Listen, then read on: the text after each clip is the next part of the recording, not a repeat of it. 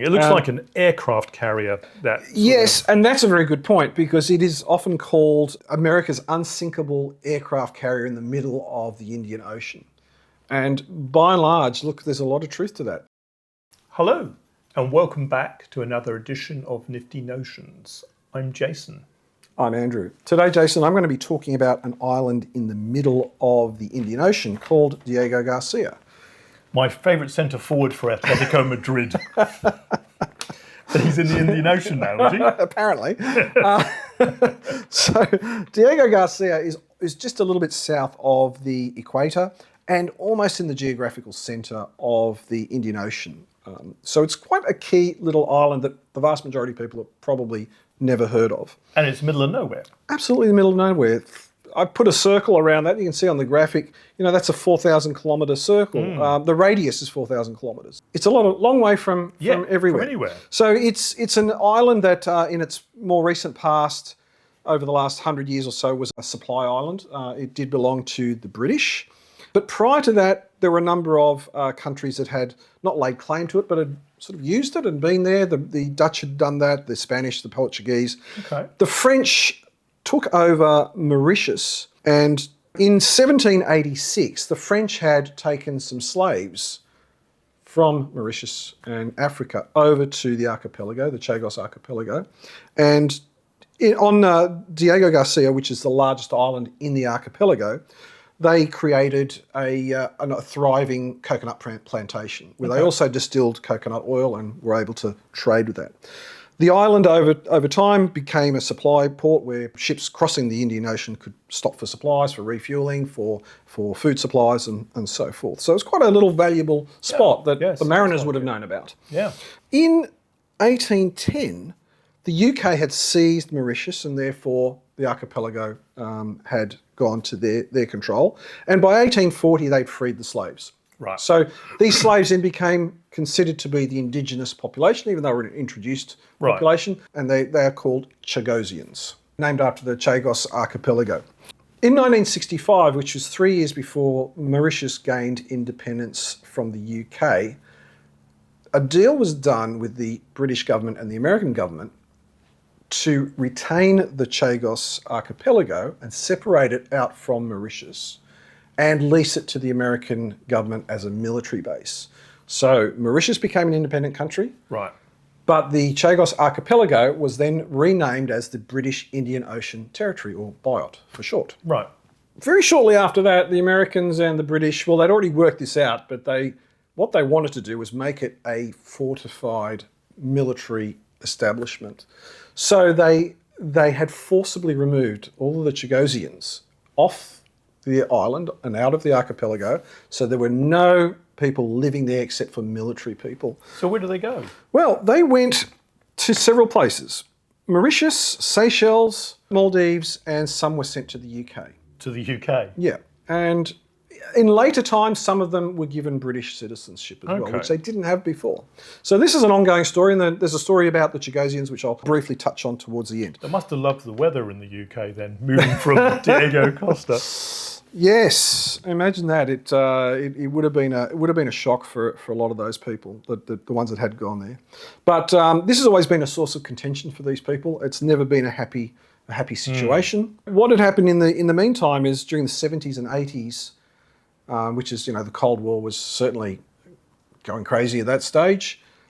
The American military had set up a very formidable fortification plus a major airport. So that's the airport that exists on there today. That's amazing. It looks like an aircraft carrier. Yes, and that's a very good point because it is often called America's unsinkable aircraft carrier in the middle of the Indian Ocean. And by and large, look, there's a lot of truth to that. Yeah. You have a look on Google Maps, you can see all the military establishment there. There's bases, there's country clubs. Wow. There's really? the whole thing. Shebang. Officers' mess and whatever. Families of the military people are not allowed on this island, though. Really? Yeah, this is the only base, apparently, America has where it's servicemen only. Wow. So all they have to servicemen. leave their family and go there. Nobody is allowed to bring family members onto this island. Wow. So this island has, if you look again at the graphic of where it's located, this has some incredible strategic significance because of its proximity to theatres of war that America has been involved in, especially in the last 20 years. You know, we look at Afghanistan, Yeah. Iraq, Iran very recently, Syria, Somalia, and so forth. All of those are completely within the range of B-52 bombers, Oh, yeah. B-1B Lancers, and B-2s. And it's said that B-2s were launched from here to do those Iran raids. Right. Okay. They did come out from America, did a couple of stops or a few refueling stops, but landed here, refueled, Right. loaded up with weapons and took off from there. So And this is much nearer, of course. much nearer. And, you know, here's one of the recent photos. There's a C-17 transport plane with a 737. Oh, yeah. But this is one from 2005.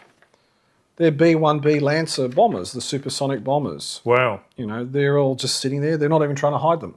You know, this is Yeah. all publicly available information.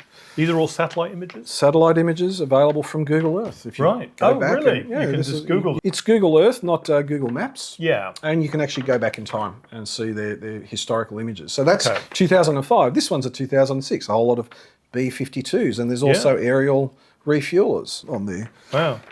This one is from this year, Oh. B-2, Yes. the stealths. The stealths. So you can start to see all of a sudden... Major weaponry. Exactly. And those three planes all have a range of somewhere around, you know, between 10 and 12,000 kilometres. They're only 4,000 kilometres from where they need to go. So they can go there and back on one tank of fuel. The thing that's been happening in the background, and this is the Chagossian people, they have been going through the courts to try and be able to resettle on the island or gain some compensation because a lot of them, they were forcibly removed from the island without compensation.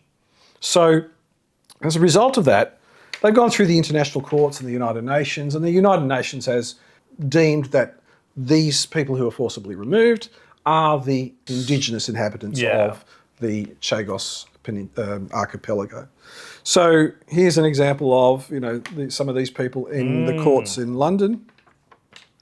And they have, in some respect, won some gains. So the international courts have ruled that not only are the Chagossian people, but this is their land and they need to be compensated. Yeah. So the British government had come, in an effort to try and work this out, had come to an agreement with Mauritius that it would become part of their territory.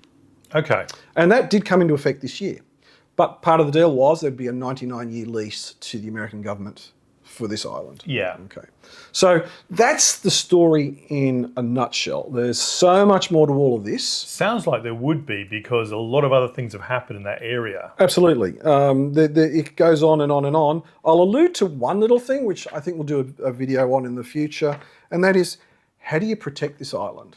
And what sort of information is available in the protection? And I'm just going to show you that.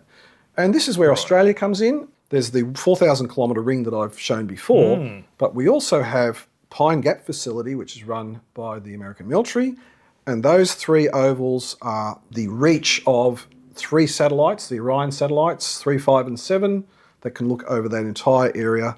But that I'm going to save for another video. There's a whole lot more information on Pine Gap and on those satellites, and also the Jindalee over the horizon radar. We'll do that in another video. Well, I look forward to that. Cool. What a fascinating basis for further stories. So thank you for that. No worries. Thank you. And I hope you enjoyed that. That's another edition of Nifty Notions Wrapped Up. I'm Jason. I'm Andrew. If you've enjoyed watching this, give us a thumbs up, share it with your friends, and don't forget to subscribe. We'll see you next time.